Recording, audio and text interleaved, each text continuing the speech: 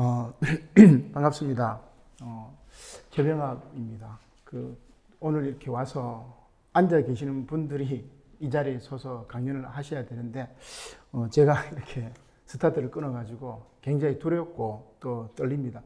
사람이 아예 한 몇천 명이 되면은 덜 떨릴 텐데, 이렇게 딱 앉아 계셔가지고 바로 좀 많이 이제 긴장이 되고 떨리긴 하는데, 제가 주로 이제 인문학 관련 글들을 굉장히 많이 썼습니다. 책도 이제 많이 썼지만, 역사라든지 문학이라든지 특히 이제 영화 관련, 그다음에 이제 문화 관련으로 이제 문화신학 시리즈 책도 이제 많이 썼고, 그래서 이제 인문학에 굉장히 관심이 많았는데, 지금 이제 정재영 교수님이 종교인문학 아카데미에서 이제 종교인문학이라는 이제 새로운 키워드를 이렇게 만드신 것 같아요. 이제 어떻게 다음에 이제 네이밍을 어떻게 해야 될지 이제 우리 고민을 해야 되겠지만, 종교는 제가 또 목회를 하고 있기 때문에 종교에 대한 내용들, 그리고 인문학에 대한 내용들 굉장히 관심이 많았었는데, 이 두 개를 이제 결합했던 용어이기 때문에, 저도 굉장히 기대를 많이 하고, 또 그동안 제가 고민하고 있던 것들을 좀 이렇게 함께 이야기를 나눌 수 있지 않을까, 이런 생각으로 저 멀리 이제 부산에서 따뜻한 나라에서 지금 서울역 도착하니까 굉장히 춥더라고요. 또 날씨도 이제 맑았는데 여기는 좀 비도 오고 굉장히 이제 빨리 이렇게 멀리서 달려왔는데 함께 좋은 시간이 되었으면 좋겠습니다. 저 개인적으로 이제 부산에 이제 이런 인문학 모임을 이제 만들려고 이제 시도를 하고 있는데 쉽지는 않은 것 같아요. 또 이제 서울에도 이런 모임들이 좀 활성화되었으면 좋겠다라는 생각이 듭니다. 제가 이제 파워포인트를 가져왔고, 그 다음에 원고가 또 있기 때문에 나중에 원고는 또 여러분들 한번 읽어보시면 될 것 같고, 제가 파워포인트를 중심으로 조금 이제 이야기를 나누려고 합니다. 이 그림은 제가 자부하는 그림인데, 만약에 인문학의 노벨상이 있으면 이 그림 하나로 인문학 노벨상을 받을 수 있는 그림이라고 생각이 됩니다. 왜냐하면 종교와 철학, 세상의 모든 인문학을 다 결합했던 이 그림입니다. 제가 만든 건데, 이제 플라톤 철학, 그 다음에 니체, 나름대로 또 기독교, 불교 다 종합해가지고 만든 그림입니다. 그리고 오늘 이제 인문학의 내용은, 종교 인문학의 핵심은 이제 고향 찾기라고 보는데, 이 플라톤의 이 에르 신화에 나오는 이 그림 하나를 제가 좀 소개를 하고, 그 다음 이제 제목처럼 문학이 치유하는 힘으로서 공감을, 이제 시적 정의, 마사 누스바움의 이제 책 제목이긴 한데, 그 다음에 이제 카타르시스, 고대 그리스 비극이라든지 셰익스피어의 비극을 통해 가지고 또 거기에다 이제 요백 비극까지 좀 이야기를 해서 좀 함께 나누려고 합니다. 제목을 이렇게 이제 목차를 한번 보면은 원래 이제 인문학의 흐름이 어떻게 되었는지를 조금 이야기를 하려고 합니다. 그래서 이제 대학의 시작이라는 것이 우니베르시타스라는 라틴어에서 시작이 되었고, 그곳에서 배웠던 과목들이 뭐냐면은 아르테스 리베랄레스라고 자유인들이 배우는 자유교양 이런 느낌인데, 요거를 이야기를 하고, 그 다음에 우리가 종교 인문학에 대한 내용들을 살펴보기 위해서 이제 고양 상실, 우리 하이데거가 얘기하는 게 이제 하이마트 로지카이트라는 고향을 상실했다는 것들을 이야기합니다. 다시 이제 고향을 찾아가는 거겠죠.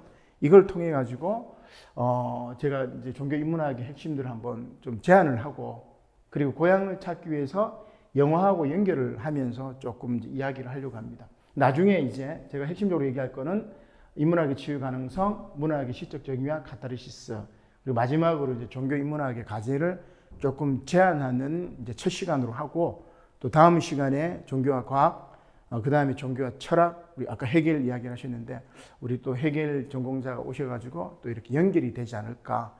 그래서 이 종교 인문학의 큰 틀을 만드는 데 있어서는 좀 이렇게 순서들이 좀 이렇게 여러분들이 생각하셔가지고 이렇게 따라오시면은 굉장히 많은 이제 유용한 도움이 되리라는 생각이 듭니다. 그 십자군 전쟁 당시에 성지 회복이라는 명분으로 온갖 폐륜을 저질렀지만, 그 야만의 온정길 끝에서 유럽이 만난 것은 지금 이슬람 문명이죠. 그 이슬람 문명에 가지고 있었던 아리스토텔레스의 철학을 이제 가져오게 됩니다. 그러므로 말미암아 유럽이 이제 자연과학적인 지식을 통해 가지고 지금 오늘날 4차 산업혁명까지 유럽이 지구촌에 이제 강자로 대두하게 되었었는데, 그런 중세의 종교적 미몽에서 깨어났던 내용들이 뭐냐면 바로 이제 아리스토텔레스의 철학이라고 저는 생각을 하게 됩니다. 그래서 형이상학을 이야기하는 플라톤의 철학, 그래서 그림에 보면은 이 라파엘로의 아테네 학당에 보면 이 중간에 보면은 플라톤은 손을 위로 하고 있고 여기 들고 있는 책은 티마이오스라는 천문학 관련 책입니다. 하늘 이야기를 하겠다 이거죠. 그 다음에 옆에 있는 아리스토텔레스는 손을 아래로 하고 있고 니코마코스 윤리학이라는 책을 이렇게 들고 있습니다. 땅의 이야기를 하겠다. 그래서 아리스토텔레스는 뭐 정치학이라든지 생물학이라든지 윤리학이라든지 이런 땅의 이야기들 많이 하고 있죠. 물론 이제 플라톤이 이 아리스토텔레스가 플라톤의 제자이긴 하지만 플라톤의 사상을 영향을 받긴 합니다. 아무튼 이렇게 이제 쉽게 이제 나누어 가지고 중세는 이 플라톤 철학을 흡수를 하죠. 어거스틴도 마찬가지고. 그리고 이때 중세 초창기에는 아리스토텔레스의 철학은 쫓겨나게 됩니다. 쫓겨난 철학이 어디로 가냐면은 아랍권으로 가죠. 그래서 아랍권에서 아리스토텔레스 철학을 통해 가지고 자연과학이 굉장히 많이 발전합니다. 그 아랍이 조선 시대하고 연결이 되어 가지고 조선 초기에는 과학 기술이 굉장히 발전하죠. 세종대왕 당시에 굉장히 발전했던 게 아랍하고 교류가 있었기 때문에 그렇습니다. 그 이후에 이제 성리학을 통해 가지고 자연과학적인 거라든지 그 다음에 아랍하고의 어떤 교류 단절이라든지 이런 식으로 가면서 자연과학의 이제 문을 이렇게 닫아버린 것들이 있는데 서양의 두 철학자가 하늘과 땅에 관심을 가지고 그리고 자신의 사상을 펼쳤는데 제가 이제 이 인용에 보면은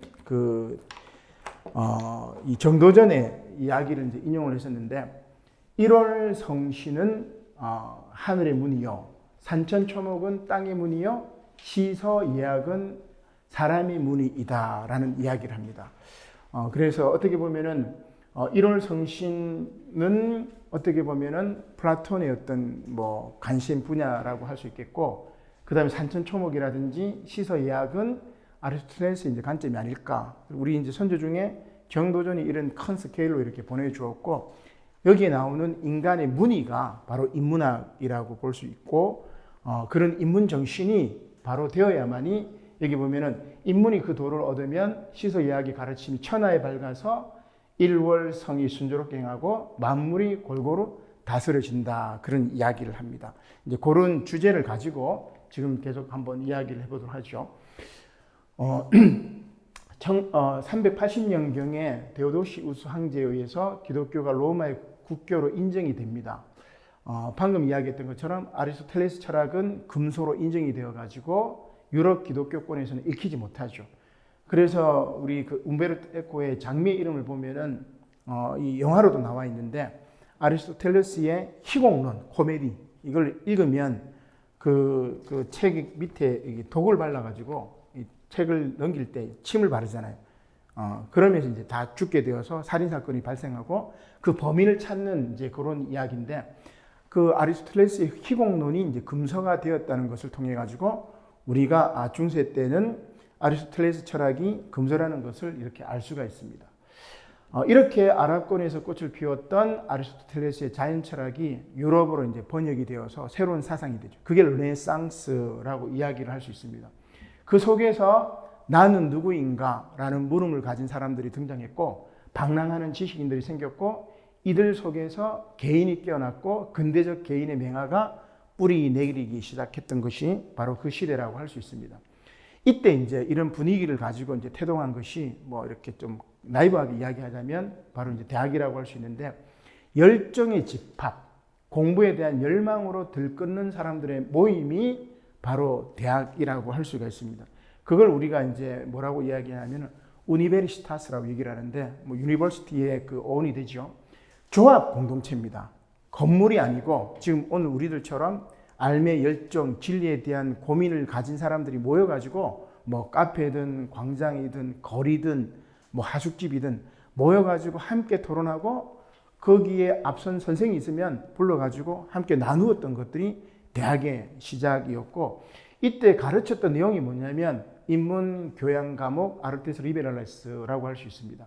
여기 보면 이제 7과목이 있는데 이게 뭐 그래머라든지 문법이라든지 논리학이라든지 그다음에 수사학이라든지 수학이라든지 기하학이라든지 음악이라든지 천문학 이게 인문 교양이에요. 근데 오늘날 우리는 인문 교양 하면은 우리 동양 전통에서 문사철로 이야기를 하는데 수학이 빠지면 안 됩니다. 천문학이 빠지면 안 돼요. 그죠?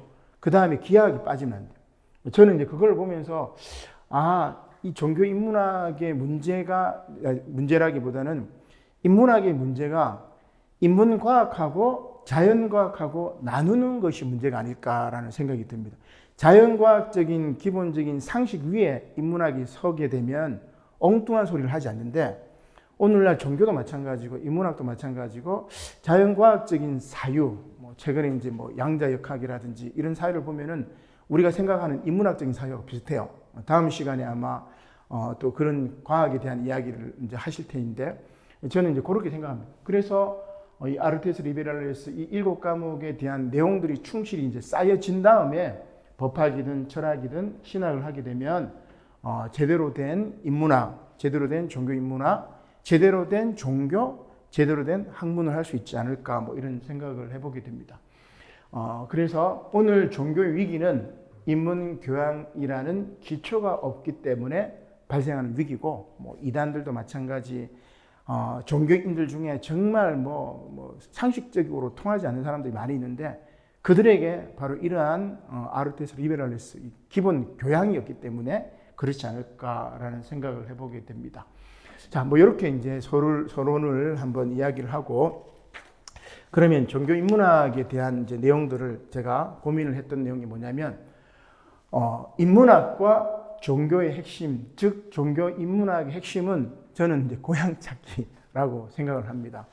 물론 이제 다른 이제 선언이 있을 수가 있는데 제 나름대로 신학을, 종교를, 그다음에 인문학을 이렇게 공부하면서 결국은 고향 찾기가 아닐까 이런 생각을 하게 되는데 그러면 이제 고향 찾기에 대해서 제가 이제 영화 관련 책을 한 4-5권을 이렇게 썼기 때문에 영화 이야기는 또 문학하고 같은 거예요. 그죠? 그래서 영화 이야기를 조금 하자면 고향 찾기는 제가 이제 로즈버드라고 이게 장미 꽃봉오리 이제 요 얘기를 제가 꼭 이제 하고 싶은데 영화사에 있어서 최고의 영화를 오손 웰즈 감독의 시티즌 케인을 꼽습니다. 시민 케인. 그러니까 100대 영화 가운데 제일 넘버원이 바로 시민 케인인데 이 영화에 보면은 지금으로 말하면 이제 조선일보 사주, 언론사 갑부, 엄청난 부를 소유했던 케인이 영화의 첫 장면에 침대에 누워가지고 로즈버드 하면서 꽤 죽습니다.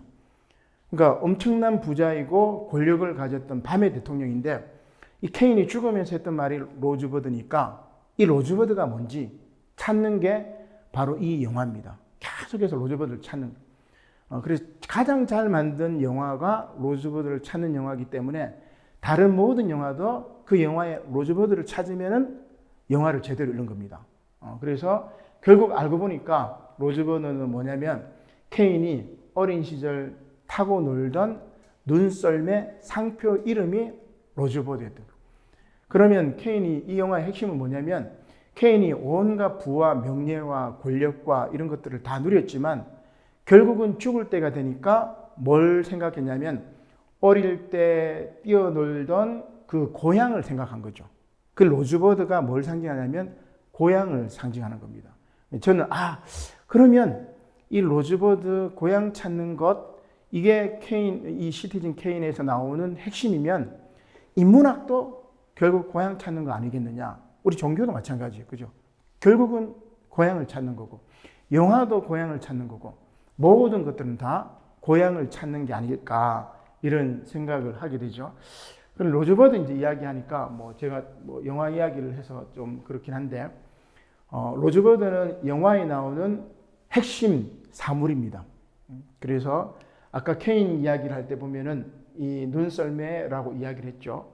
그리고 이창동 감독의 박하사탕도 어떻게 보면은 고향 찾기라고 볼 수 있는데 이 이창동 감독의 나오는 이 영화의 로즈버드도 저는 이제 손이라고 봅니다. 손. 다른 예를 들어 이 영화 여러분 보셨는지 모르겠는데 순수했던 영호라는 청년이 강주에 가서 진압군으로 여고생을 잘못해서 총으로 쏴 죽여버리죠. 피 묻은 손을 보여줍니다. 살짝. 그 다음에 영호가 제대하고 난 다음에 타락합니다. 타락해가지고 형사가 되어서 뭘 하냐면 운동권 앞에서 이제 고문을 해요. 고문을 할 때 이 학생이 똥을 지립니다. 손에 피 묻은 피 묻은 게 아니고 똥 묻은 손을 이렇게 살짝 보여줘요.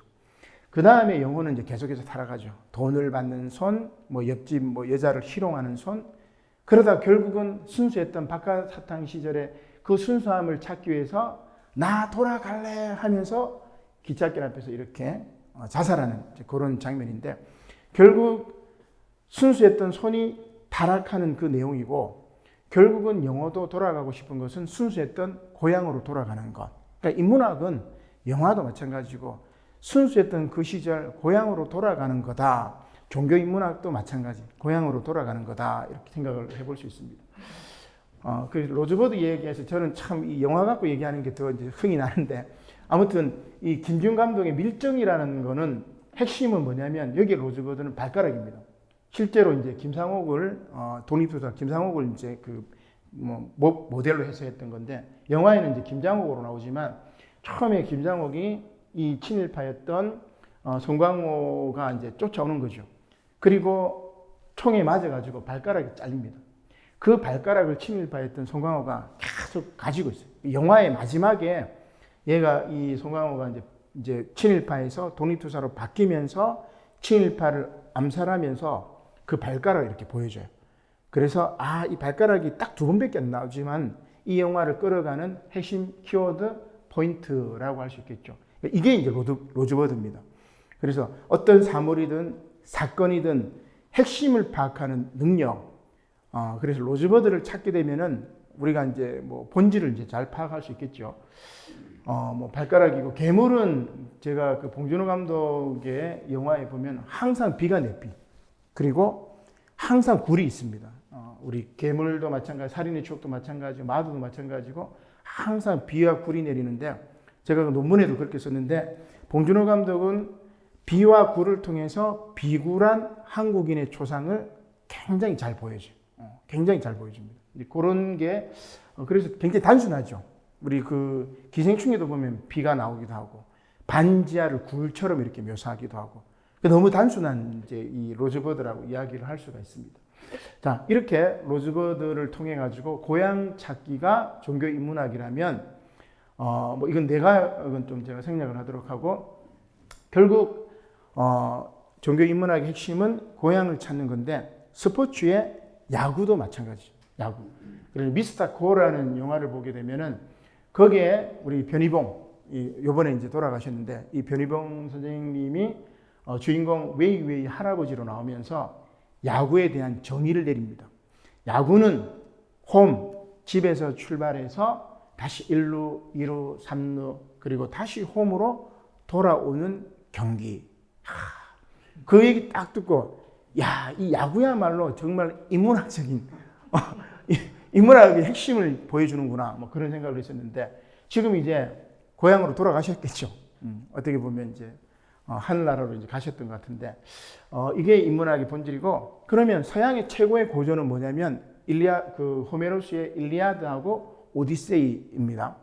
서양 문학의 최초의 어떤 서사시이기 때문에, 결국 여기도 뭐냐면 일리아드에서는 아킬레우스나 오디세우스를 통해서 트로이를 정복하죠. 그 다음 내용이 뭐냐면 오디세이에서는 오디세우스가 다시 고향으로 돌아가는 이야기입니다. 우리 성경에도 보면은 가나안 땅으로 고향으로 가는 거잖아, 그죠? 그러니까 우리는 결국 다 고향으로 돌아가는 것이 바로 이제 종교 인문학의 본질이라고 할 수가 있겠습니다. 그리고 또 이제 요거는 나중에 제가 다시 좀 앞으로 다시 보도록 하고, 오디세우스가 이제 다시 고향으로 돌아가는 도중에 지옥인 하데스에서 예언자 테이레시아스를 만납니다. 물어봅니다. 내가 다시 고향으로 돌아갈 수 있느냐고. 그러자 이 예언자가 뭐라고 얘기하냐면 이런 이야기를 하죠. 그래, 오디세우스야, 오랜 시간이 걸리겠지만 넌 결국 이타카, 너의 고향으로 돌아가서 아내와 아들을 만날 것이다. 그러나 네가 아는 고향에 도착한 넌 다시 네가 아는 고향을 떠나야만 너의 진정한 고향으로 돌아갈 수 있을 것이다. 그 얘기를 해요. 이타카로 돌아가면 끝인데 거기가 진정한 고향이 아니다라는 이야기를 하는 거죠. 그래서 저는 진정한 고향이 그럼 뭘까? 하이마트가 뭘까? 이런 고민을 이제 하게 되었었고, 뇌과학적으로 얘기하면은 뇌가 형성된 어린 시절, 그때가 이제 고양이 가면 우리가 이제 친근하게 느끼잖아. 그죠? 그거는 이제 어릴 때 우리 뇌가 친근하게 느꼈던 것들을 가지고 있기 때문에 그런데, 그러면 뇌과학적으로 분석해가지고 거기가 이 고양일까? 우리 이제 엔그램이라고 얘기를 하는데, 기억 저장 장소. 거기가 고양일까? 아니면 우리 소울처럼 영원히 가는 이제 고향이 있지 않을까? 상상력을 이제 발휘해서, 뭐 성경적인 건 아니겠지만, 그래서 이 땅에 진정한 고향이 없음을 오디세우스 이야기를 통해서 잘 보여줍니다. 제가 이제 좋아하는 시가 귀천 천상병인데, 뭐 여러분 다 아시는 이야기죠.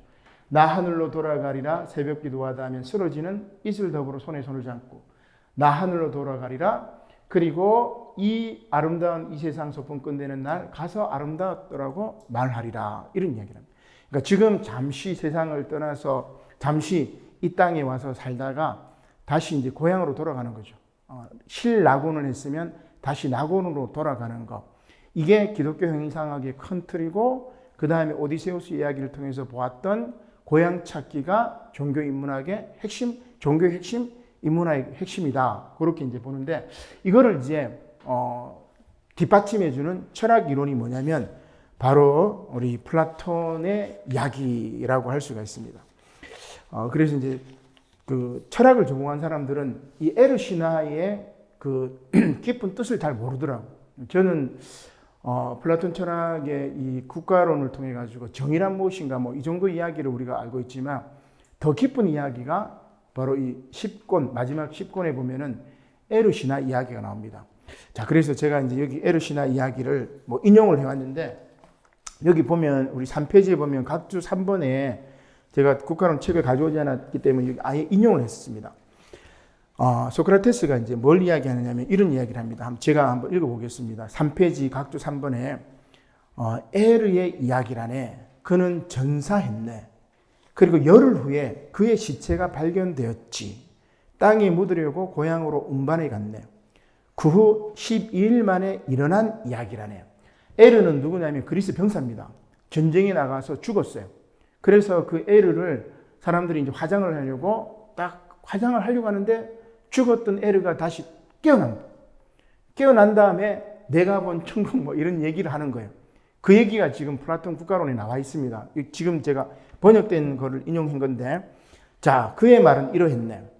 영혼이 육체를 떠난 후에, 굉장히 과학적이죠.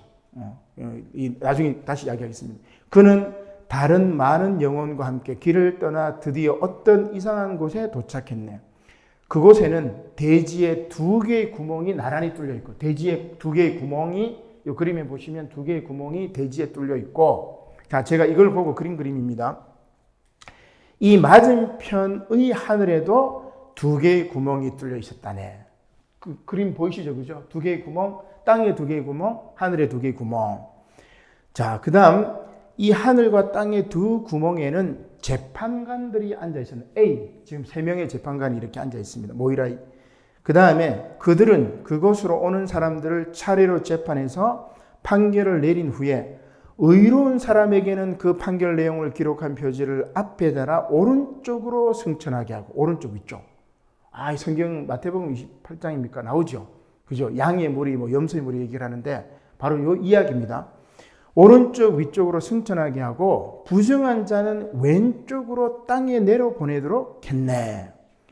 뭐 이런 이제 이야기가 나와요. 그 다음에 제일 마지막으로 이제 인용을 하면 중략 다음에 보면, 자, 이렇게 해가지고 형이상학 이야기를 지금 이제 쫙 얘기를 합니다. 이걸 제가 다시 좀 더 이야기를 하고, 자, 마지막에 이제 이렇게 소크라테스가 이야기합니다. 만일 우리가 이 이야기를 믿는다면, 에르가 보았던 자기가 죽어서 보았던 요 세상을 믿는다면 그것은 또한 우리를 구제할 걸세. 그리고 우리는 레테이 강을 무사히 건너 영혼을 세속에 더럽히지 않게 될 걸세. 그러나 만일 내가 말하는 대로 영혼은 불사의 것이며 악도선을 감당해낼 수 있는 것임을 믿는다면 우리는 언제나 하늘의 길을 고수하고 모든 일에서 뭐를 쫓아야 돼요? 정의와 덕을 쫓아야 하네. 이렇게 끝이 납니다. 와, 제가 이걸 보면서 그렇구나 하면 이제 깨달은 게 이제 뭐냐? 바로 이제 이 그림이에요.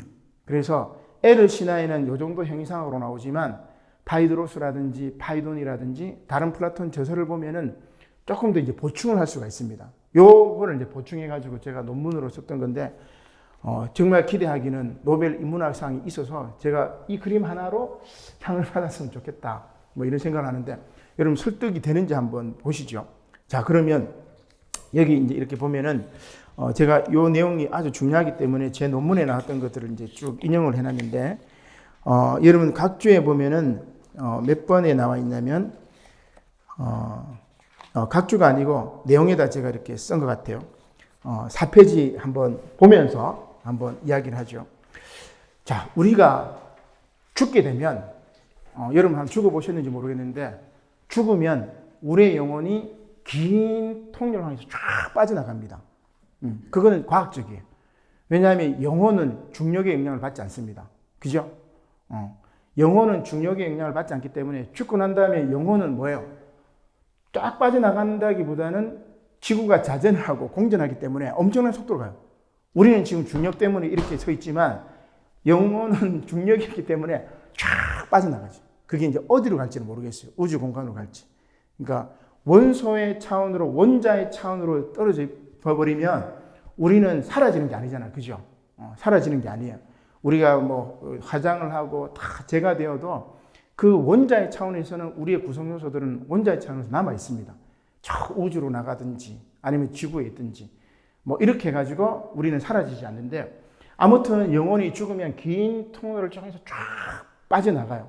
그런 게 이제 죽었던 사람들이 그런 얘기를 많이 하는데, 그리스 사람들은 빠져나가면서 뭘 이야기하냐면 4개의 강을 지납니다. 하나는 비통강. 왜 내가 죽었을까? 막 비통하고. 두 번째 강은 뭐냐면 시름이 시름. 앓는 겁니다. 내가 죽었기 때문에. 막 시름. 그 다음 세 번째는 무슨 강이냐면은 불의 강을 지나면서 여기 시름하고 고통받았던 것들을 다 지웁니다.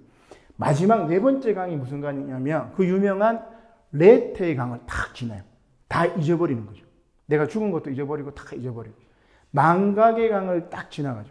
그래서 우리 키라보로 진리가 뭐냐면 레테의 그 부정어가 뭐냐면 앞에다 A를 붙여요. 그죠? 알레테이아가 진리입니다.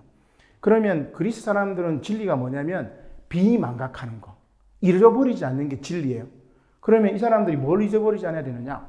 이렇게 망각의 강을 지나서 쭉 올라가면 3명의 심판관이 있고, 이 심판관에서 네가 이 세상 살 때 도덕적으로 살았느냐, 정의와 덕을 구했느냐, 필로소피아 했느냐, 철학적인 삶을 살았느냐, 지혜로운 삶을 살았느냐, 오케이. 그러면 너는 오른쪽 위로 엘리시온으로 가. 이겁니다.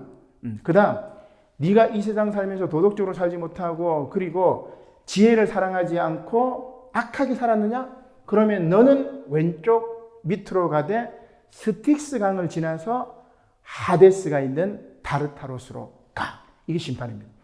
그리고 플라톤은 1000년 동안 이 여행을 해요. 1000년 동안 살다가 다시 윤회를 합니다. 이 통로 C가 뭐냐면 윤회의 통로예요. 그래서 에르가 죽은 다음에 이걸 경험하고 다시 윤회의 통로로 다시 이렇게 돌아온 거예요.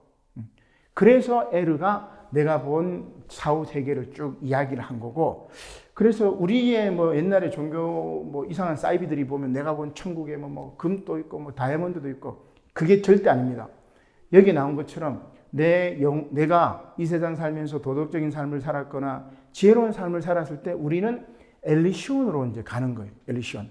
그래서 엘리시온은 아까 제가 이제 엘리시움이라는 영화를 이제 여기 보여줬었는데, 상상력을 더 발휘하면 우리가 이제 과학이 더 발전하게 되면 아마도 이 지구 위에 거대한 우주 정거장에 이 라틴어입니다. 이건 엘리시움, 영화도 있긴 한데 엘리시온은 히라보고 엘리시움은 라틴어인데 같은 말입니다. 이런 거대한 우주 정거장이 어떻게 보면은 행복한 사람들이 가는 장소. 원래 엘리시온이라는 말은 그리스 사람들 중에 마지막으로 정의롭게 사는 사람들이 저기 뭐 제주도 정도 이렇게 떨어진 섬에 가서 살다가 행복하게 사는 거죠. 그러다가 나중에는 그 개념이 어떻게 바뀌냐면 사후 세계로 이렇게 바뀌어 버려요. 엘리시온. 그러면 이 개념을 과학적으로 상상해 보면은 엘리시움이라는 영화에 보면 지구 위에 거대한 우주 정거장, 이렇게도 이제 상상할 수가 있어요. 그래서 종교와 과학이라는 것들이 이런 쪽으로 이렇게 만나지 않을까 뭐 이런 상상을 한번 발휘할 수 있겠고. 자, 이렇게 쭉 가는데 중요한 거는 가는 방법이 있고 그 다음에 가는 방법이 두 가지가 있어요. 이게 이제 제일 중요하죠. 어떻게 보면 가는 방법이 두 가지가 있는데 여기 제가 이제 그리스 로마 신화가 여러분들 익숙할지 잘 몰라서 제가 여기 적어 놓았는데 4페이지에 한번 보죠. 자, 플라톤의 파이드로스를 이렇게 보면 엘리시온으로 가는 두 가지 방법을 이렇게 소개하고 있습니다. 하나는 인간의 노력이 필요한 에로스. 에로스는 상승하는 힘입니다. 우리 이제 에로스는 두 가지 개념이 있어요. 우리 이렇게 그 기간토라고 이 거인족들을 이제 제우스가 반을 쫙 자르죠. 반으로 잘려졌던 얘네들이 다시 이렇게 붙으려고 하는 힘을 이제 에로스라고 얘기하고, 그다음 철학적으로는 에로스는 뭐냐면 상승하는 힘입니다. 그래서 플라톤 철학에 보면 하늘을 보는 이런 표현들이 많이 나오는데 상승하는 힘, 어디로? 엘리시온으로 가는 상승하는 힘. 그 힘을 누가 주느냐면은 바로 여기 나와 있는 4명의 그리스 신들이 줍니다. 그 신은 명지적 에로스, 제우스, 그죠? 지혜로 갈 수 있는 거. 그 다음에 투쟁적 에로스, 아레스, 그죠? 군인, 왕적 에로스인 헤라, 봉헌적 에로스인 아폴론, 종교적 헌신. 이런 노력이 있으면 내가 엘리시온으로 갈 수 있어. 천국으로 갈 수 있어. 극락으로 갈 수 있어. 뭐 이런 얘기고. 반면에 또 하나 신이 나에게 주는 광기가 있습니다. 테이아 마니아라고 이야기를 하는데, 신이 나에게 광기를 주는데 이 광기가 우리 이제 정말 미치는 것보다 신적 광기라는 것은 굉장히 황홀경이라든지 좀 달라요. 그냥 미치는 것하고 다릅니다. 마니아라는 게. 신이 나에게 주는 이 광기를 통해서 엘리시온으로 갈 수 있는데, 그거는 여기도 또 4가지가 있습니다. 하나는 뭐냐면 아폴론의 예언과 전복을 얘기하는 아폴론이 주는 광기가 있고, 디오니소스의 제의적 정화적 광기가 있고. 그러니까 이 디오니소스 신화가 기독교에서 굉장히 많이 받아들인 거죠. 어떻게 보면. 그걸 극복하기 위해서 넘어서기도 했지만, 디오니소스 이 축제, 그리스 신화에 나중에 비극할 때 나오기도 하는데, 자, 그 다음에 뮤즈 여신의 음악 시적 광기. 이게, 그래서 뮤즈 여신은 여러분 뭐 그리스 로마 신화를 아는 분들은 굉장히 재미있을 텐데, 제우스가 올림푸스의 주권, 이 올림푸스의 주도권을 장악하기 위해서 3번의 전쟁을 경험합니다. 첫 번째는 뭐냐면 타이탄과 전쟁하죠. 티타노마케이라고 얘기를 하는데, 자기 삼촌뻘이죠. 티타노마케이에서 그들을 물리치고, 그 다음 두 번째는 기간토마케이아, 거인족들하고 싸워서 주도권을 잡고, 세 번째는 타이푸노마케이아라고 이 지중해 지역의 태풍하고, 그러니까 자연과 싸워서 이기는 거죠. 기간토는 이주민을 이야기하는 거고, 그 다음에 타이탄은 자기 위에 윗대, 앞선 세대를 이야기하는 거고, 그 다음에 자연을 정복하고, 그 다음에 올림푸스의 주신이 되는데, 그 티타노마케이아 타이탄들을 제거한 다음에 뭘 하냐면, 내가 전쟁에서 이겼으니까 이것을 기념하기 위해서 뭐 하냐면 무네모시네라고 기억의 여신, 기억의 여신하고 관계를 맺어가지고 9명의 여신을 낳습니다. 그게 뮤즈 여신. 우리 라틴어로는 이제 무사히라고 얘기를 하는데, 서정시, 뭐 비극, 희극, 천문학, 이 9명의 여신을 딱 출산한 다음에 그 여신이 자기가 이겼던 티타노마케이아의 그 승전가를 부르도록 이렇게 만들어요. 자, 이 뮤즈 여신이 주는 광기, 그걸 우리가 이제 뮤직해라고 이야기를 하는데, 거기에서 뮤직이라는 말이 이제 기원이 되죠. 아무튼 이런 식으로 가는 게, 내가 노력해서 가는 게 있고, 신이 주는 광기로 내가 엘리시온으로 가는 게 있어요. 그러면, 기독교의 타력권, 불교의 자력권, 물론 이렇게 나눌 수 있는 건 아니겠지만, 이게 이제 다 나오는 거죠. 그래서 이 에르 신화를 통해 가지고 종교 인문학의 핵심을 이렇게 저는 모색해 볼 수 있지 않을까, 뭐 이런 이제 이야기를 또 제안을 합니다. 자, 그다음 오늘 이제 본문의 내용인데, 인문학의 치유 가능성입니다. 인문학의 치유 가능성, 우리가 이제 문학, 역사, 철학 중에 저는 이제 문학의 관점을 이렇게 주긴 하지만, 그래도 역사하고 뭐 철학은 정말 간단하게 역사에 대한 이야기도 조금 간단하게 언급하고 문학으로 한번 들어가도록 할게요. 역사의 치유 기능은 재해석입니다. 재해석. 가령 예를 들면은 역사라는 것은 제가 요 뒤에 보면 요 광주 5.18 민주항쟁 이렇게 썼었는데 김영삼 대통령 이전에는 5.18 사건을 뭐 폭동 뭐 이런 개념으로 이야기했잖아요, 그죠? 근데 김영삼 대통령 때 여기를 민주항쟁으로 이제 개념을 바꿨죠. 그러니까 과거에 벌어졌던 역사를 재해석함으로 말미암아 치유받는 것을 역사의 치유의 힘이라고 이야기를 할 수 있습니다.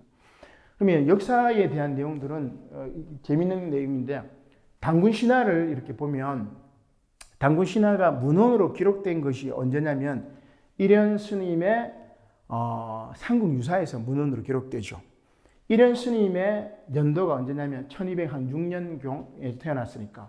근데 고조선이 생긴 거는 기원전 2333년에서 뭐 한 108년경. 그러면 한 2000년 정도 더 되죠. 뭐 한 터울이 있는데 문헌으로 이렇게 기록이 된 것은 삼국 유사고 그러면 왜 이게 문헌으로 기록되었을까? 딱 고민을 해보면 이 당시 일현 스님 당시의 고려 분위기를 봐야 돼요.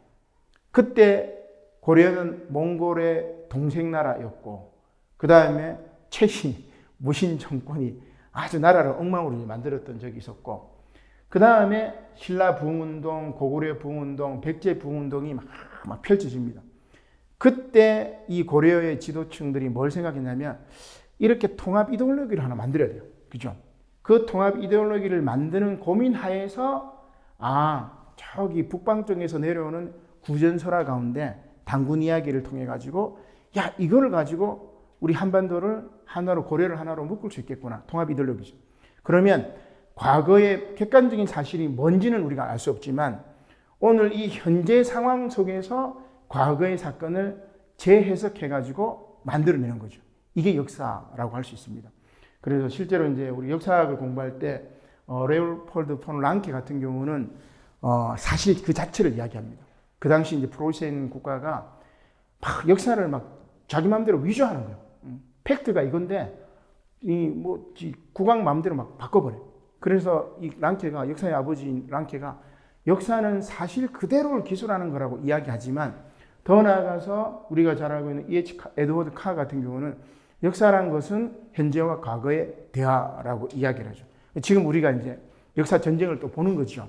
그래서 보면 과거에 있었던 인물을 지금 현재 정치적인 입장으로 재해석을 해버려요. 그래서 치유를 받기도 하지만 오히려 고통을 받는 것도 있습니다. 그죠? 홍범도 장군이 뭐 그런 이야기이긴 한데. 자, 그 다음 두 번째, 철학은 인문학의 치유 가능성 중에 뭐냐면 바로 비판적 기능입니다. 비판적 기능을 통해서 새로운 세상을 열어주죠. 그래서 비판적 사유를 통해서 과거의 잘못된 관습과 굴레에서 벗어나고 신화적 사고인 미신과 종교적 허상, 사회의 나쁜 인식에서 벗어나는 게 철학이라고 할 수 있는데 이 예루살렘의 아이히만이라고 한나 아렌트가 썼던 책이지요. 거기에 나오는 이가 누구냐면 제가 이 얘기할 때는 항상 얘기하는 유대인 어른과 아이들을 희한하게 많이 죽인 놈. 이게 아이히만이죠. 이 아이히만이 유대인들을 이제 죽일 때 어떻게 하냐면 말을 이렇게 바꿔버립니다. 가령 예를 들면 살인이라고 하지 않고 그 청소라고 말을 바꿔버리고 혹은 유대인들이 아우슈비츠에서 막 신음소리를 내죠. 막 고통소리를 내면 그거를 신음소리라고 생각하지 않고 소음으로 바꿔버려요. 그러면 소음으로 바꿨기 때문에 소음을 없애는 게 맞고 청소는 좋은 거니까 맞고 이렇게 말하기의 무능성, 생각하기의 무능성, 타인의 입장에서 공감의 무능성 때문에 이 아이히만은 그냥 위에서 하라는 대로 한 거죠. 비판적인 기능이 없는 거죠. 그래서 철학이라는 것은 타인의 입장에서 공감하고 타인의 입장에서 생각하고 사유하는 게 비판적 기능인데 오늘 우리는 이제 이런 비판 기능들을 많이 상실해 버린 거죠. 그래서 철학의 비판 기능이 바로 인문학의 치유 가능성이라고 저는 생각을 합니다. 자, 그다음 이제 오늘 이제 본론으로 이제 돌았는데 제가 본론 이야기 조금 한 20분 정도 하고 좀 우리 주고받고 이제 좀 이렇게 나누는 게 좋을 것 같아요. 자, 그러면 문학의 치유 가능성은 저는 이제 두 가지로 봅니다. 물론 기본은 우리의 주제와 맞게끔 공감의 종교 인문학인데 공감. 아까 철학의 비판적 기능 이야기했을 때 타자의 입장에서 공감하는 건데 이 공감 치유하는 두 가지인데 하나는 시적 정의, poetic justice, 두 번째는 카타르시스. 이걸 통해 가지고 우리가 공감하게 되는 거죠. 시적 정의라는 것은 이 마사 누스바움이라고 시카고 대학의 법학 전문대학원의 윤리학 교수이기도 하고 한데 이분의 책입니다. 제가 이 책 지금 가져오려다가 말았는데 좀 읽어내기가 좀 어렵더라고요. 번역이 잘못됐는지 하여튼 좀 읽어내기는 힘들고 조금 이제 문체를 좀 다듬었으면 좋겠다는 생각이 많이 들었는데 거기에 다 이렇게 소개하기보다는 이 마사 누스바움 교수가 시카고 대학 법학과 학생들하고 뭐를 읽느냐면 소포클레스, 그죠? 플라톤, 세네카, 디킨즈 문학 작품을 읽고 고전 철학을 막 읽는 비극 작품을 읽고 왜 변호사나 재판관 혹은 정치인이 될 학생들과 문학 작품을 읽었을까? 소설은 우리에게 타인의 삶을 산다는 것이 어떤 것인지를 상상하게 만드는 거예요. 그죠? 우리가 소설 읽으면서 추측하는 거죠. 이 사람의 삶을 내가 상상하면서 그리고 공감하고 감정이입하고 그로 말미암아 내 삶을 반추하고 그리고 자신의 삶을 어떻게 결정할지 고민하는 거죠. 이게 바로 이제 시적정인데 공감의 경험은 보다 나은 세상을 만드는 힘이 되기 때문이다. 그런 이야기를 하고 문학적 상상력이 결국 정의로운 공적 담론과 민주주의 사회의 필수 요소가 되는지를 밝히는 그런 책입니다. 그래서 여기 공상으로 이끌지만 이 공상이 독자들에게는 자신이 속한 세계 너머의 삶들, 경제적 합리성이 숫자로만 제시하는 그 사실들에 다가설 수 있게 하고 그 다음 그것들을 단순한 사실이 아닌 나에게도 일어날 수 있는 사건과 경험으로 받아들이게 하죠.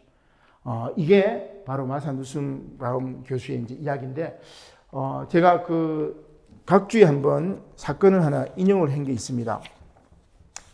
한번 찾아볼까요? 8쪽인데 이 사람이 이제 법학 전문대학 교수니까 판례들을 이렇게 분석합니다. 분석하는데 어떤 걸 분석했냐면은 시인 재판관이라는 얘기를 해요. 재판관은 시인의 감수성으로 감정이입을 하고 물론 이제 법이라는 게 감정에 치우치면 안 되겠지만 공감하면서 이제 재판해야 되는데 그런 시인 재판관이 필요하다 그렇게 이야기를 합니다. 그래서 8쪽에 보면은 시인 재판관의 예를 뭘로 드냐면은 허드슨과 파머의 재판을 이렇게 드는데 허드슨은 누구냐면은 이 사람은 문서 위조죄로 은행 강도죄로 실형을 사는 수감자입니다. 수감자 파머입니다. 파머. 그 다음에 거기에 교도관이 이제 허드슨인데 파머가 허드슨을 이렇게 고소를 한 겁니다. 왜 이제 고소를 했느냐, 소송을 했느냐, 자기 감방 안으로 들어와서 수색한다고 하면서 자기 물건을 막 깨뜨려 버린 거예요. 그래서 사유재산 인정권 이런 식으로 이제 소송을 한 거죠. 결국 재판의 판결은 어떻게 됐냐면은 허드슨이 정당하다고 이제 이야기를 해요. 그때 판결은 그렇게 났지만 반론을 제기한 게 누구냐면 스티븐스 대법관인데 이 사람이 이렇게 반론을 제기합니다. 제가 굵은 글씨로 써놨는데 재수의 관점에서 볼 때 공감하는 거죠. 그 사소한 자녀 대사는 노예 인간적 삶을 구분하는 지표가 될 수 있다. 노예와 인간적 삶을 구분하는 지표가 될 수 있다. 사적인 편지, 가족 사진, 기념품, 카드 한 팩, 취미용 조립품 또는 일기장이나 새로운 사업을 시작하는 초보자를 위한 교육 자료, 심지어 성경책 등과 같은 여러 종류의 값싼 물건들은 제수에게 자신의 과거 속 한 시절과 닿을 수 있게 하거나 보다 나은 미래의 가능성을 바라볼 수 있게 하는 것인지도 모른다. 이 모든 물품들이 과연 그러한 적대적인 감시의 소나기에 있는 무제한적 검열, 압수 혹은 훼손의 대상인가 이렇게 묻습니다. 그러면서 이 파머의 권리를 이제 옹호하는 판결을 내렸지만 뭐 영향을 미치지 못해서 일단 허드슨이 이겼기 때문에 이 글귀를 쭉 읽어보면서 느낀 게 뭐냐면 재판관이 법을 다루는 법관들이 법 기술자가 되어서 뭐 법꾸라지라고 얘기하잖아요. 그죠? 그렇게 되면 그러니까 공감하고 시인적인 감성을 가지고 타자 입장에서 생각하고 뭐가 옳은지를 고민하는 것이 바로 우리 사회를 조금 공적인 담론에서 민주주의를 더 앞당기기도 하고 공적인 삶 속에서 정말 사람다운 삶을 만들 수 있지 않을까라고 이야기를 하는 거예요. 그래서 시적 정의, 이 시인 재판관들이 우리나라에 지금 많아야 돼요. 그래서 저는 개인적으로 법대생들, 그 다음에 뭐 의대생들 인문학 공부를 진짜 많이 시켜야 됩니다. 많이 시키고 얘네들이 가서 막 외울 게 많으니까 의대생들 같은 경우는 일본 기초 교양 과목 뭐 예과 때는 얘네들은 F 안 받기 위해서만 살짝 이렇게 공부하고 그래서 본과에서 아무 필요 없으니까 뭐 자빠져 자기도 하고 그 다음에 그런 식으로 해요. 그래서 나중에 의사가 되고 뭐 판사가 되고 변호사가 되고 그 다음에 뭐 검사가 되고 나라 망치는 거예요. 제가 볼 때.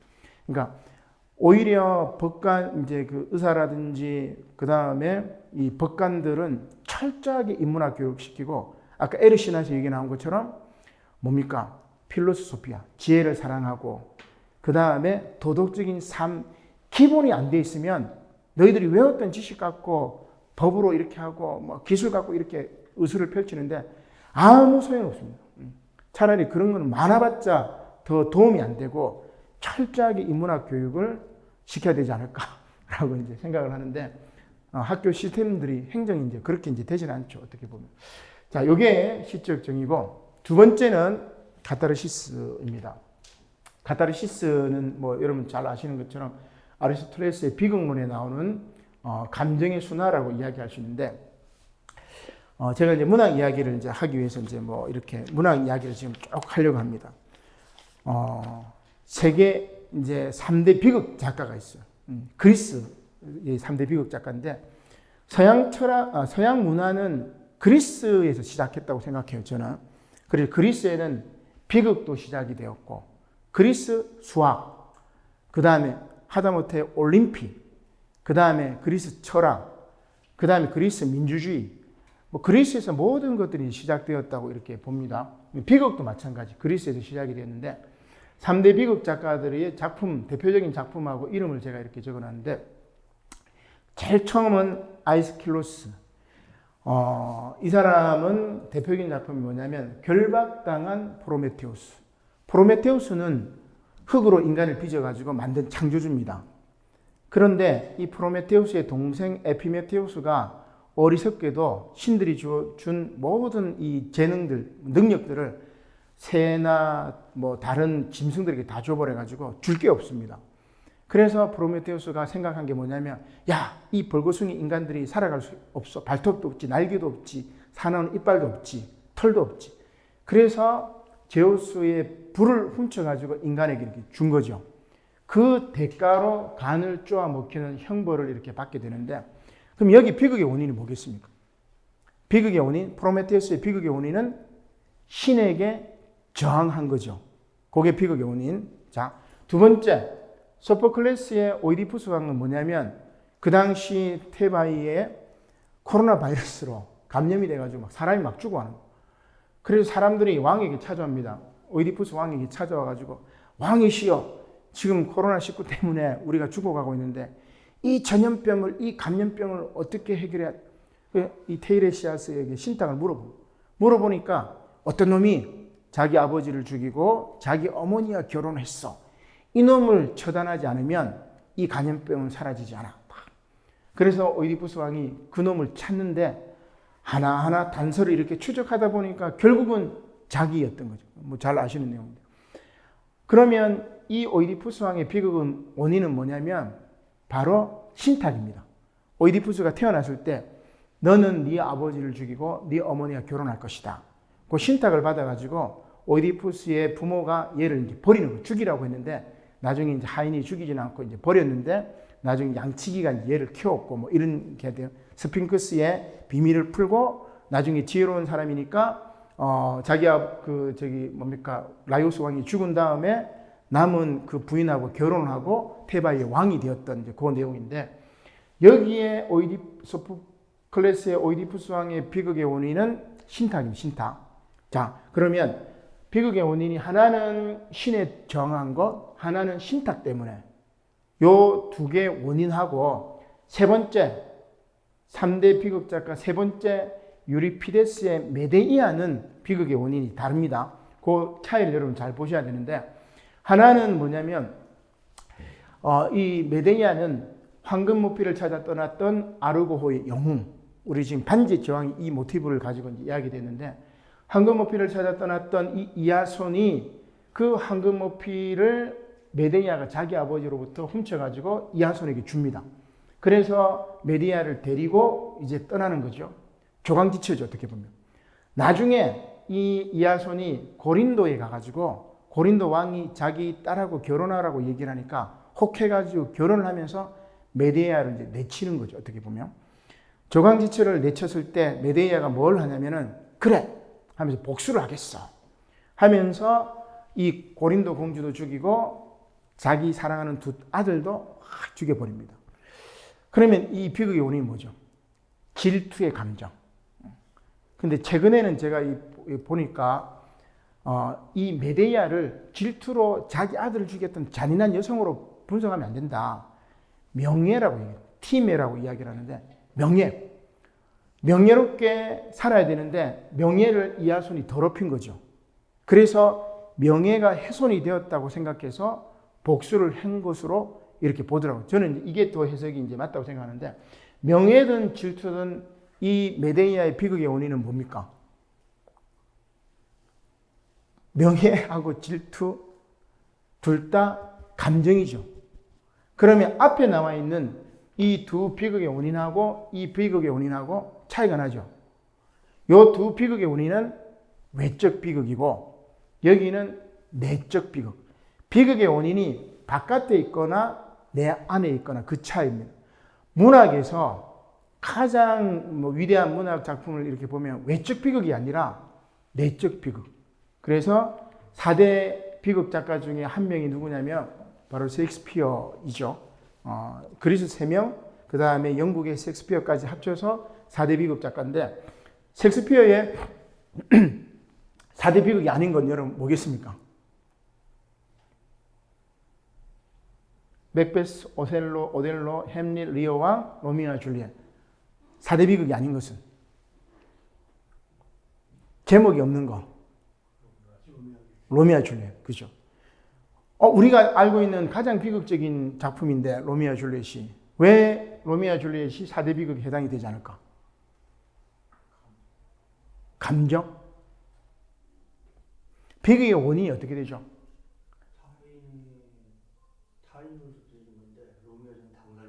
당사자. 조금 다르긴 합니다. 이 지금 소설 내용 다 아시죠?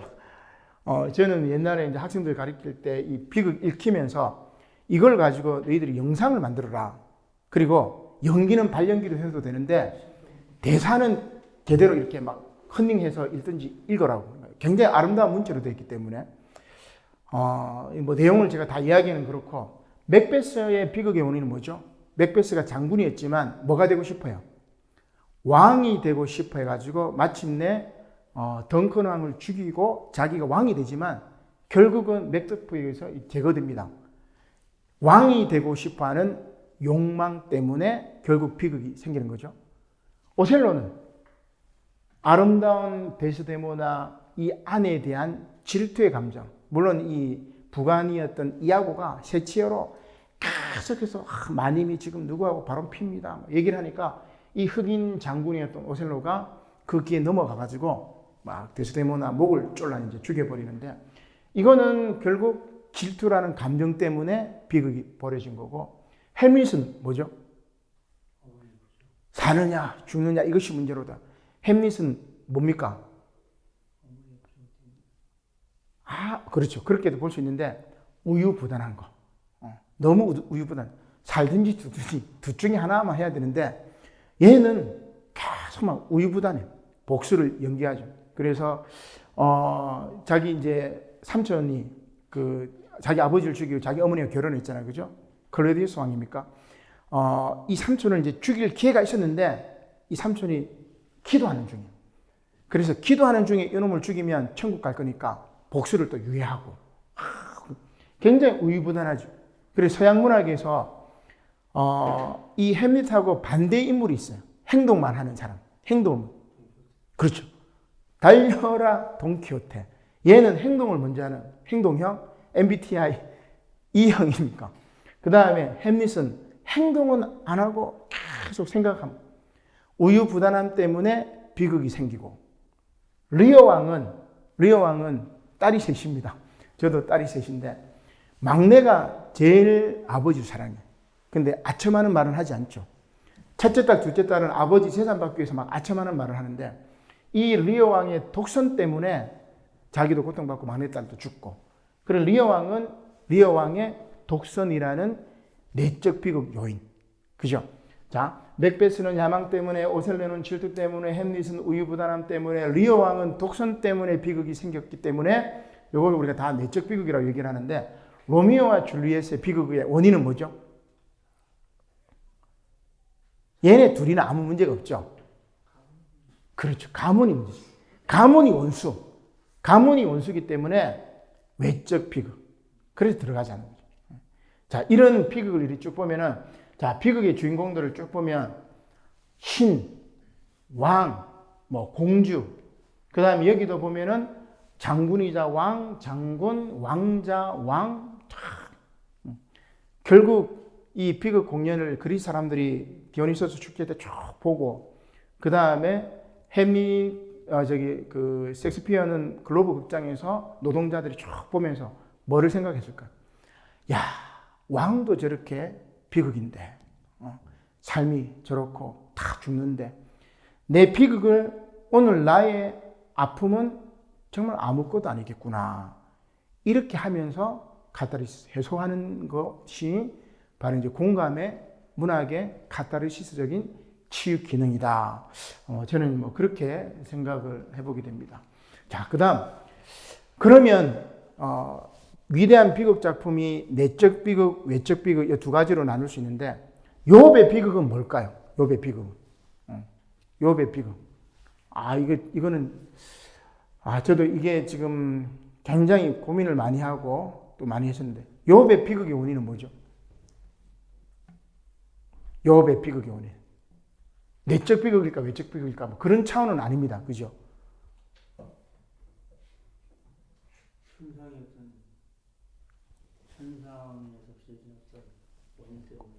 그렇죠. 그거를 조금 정확하게 이야기를 하면, 욥의 입장에서 이야기하면,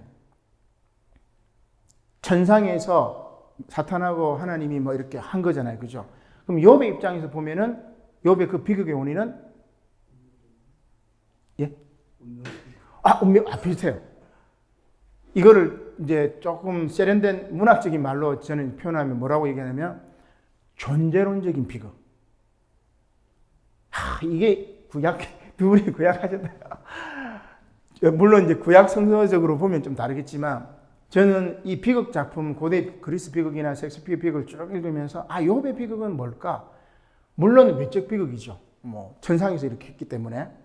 그 다음에 뭐 내적 비극보다는 외적 비극이긴 하지만, 결국은 욥의 비극은 존재론적인 비극인데, 그 존재론적인 개념이 뭐냐면 피조물이기 때문에 천상에서 네가 죽든지 다치든지 말을 할 수 없어요. 그거를 로마서에 보면 그 다음에 그 예레미야에 보면은 무슨 비유합니까? 토기장이 비유하죠. 저는 로마서 읽고 예레미야 딱 읽고 토기장의 비유 딱 읽으면서 그냥 뭡니까? 제 안에 막 은혜의 충만이라고 할까? 해소되는 느낌을 딱 받았어요. 루터의 그 종교적인 각성을 저는 그걸 통해서 봤는데, 뭐냐면 욥이 지금 어렵게 살았잖아요. 그죠? 어려운 사람도 이제 비극을 임하지만, 결국 네가 어렵든지 죄인이든 넌 피조물이야. 토기장이가 토기를 예쁘게 만들든지 나쁘게 만들든지 토기장이 마음이지 토기 그런 네가 나를 왜 이렇게 만들어줬냐 말할 수 없어. 어떻게 보면 뭐 로봇 뭐 이렇게 생각할 수 있는데 그거를 제가 생각한 이 욥의 비극은 존재론적인 비극이구나. 나는 신이 될 수 없어. 아까 이제 다리꾼 이야기를 했지만 나는 내가 어떻게 보면은 신이 될 수도 없고 자신의 한계를 딱 느끼는 순간, 피조물이라는 걸 느끼는 순간 그때 정신적인 해방감을 느낍니다. 저만 느끼는지 모르겠지만 인간의 존재론적인 이 상황이 피조물이구나. 이거를 인정하니까 피조물성을 넘어서게 되더라고요. 만약에 이 피조물성을 인정하지 않으면 끊임없이 새로운 것들, 욕망을 추구하게 되더라고요.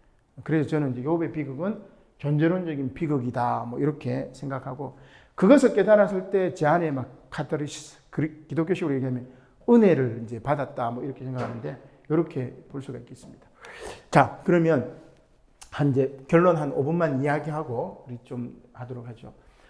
제가 이제 문학 작품을 쭉 이야기를 하면서 시적 정의, 카타르시스를 이야기했었는데 이런 문학 작품 핵심은 타자에 대한 공감, 감정이입 이런 거겠죠. 상상력을 발휘해서 정의로운 판단을 한다든지 혹은 정의로운 삶, 덕을 추구하는 삶, 도덕적인 삶, 지혜를 사랑하는 삶 이런 걸 산다든지 이렇게 얘기를 할 수 있는데 이게 결국은 종교 인문학의 두 가지 과제로 저는 이렇게 살펴볼 수가 있겠다는 생각이 듭니다.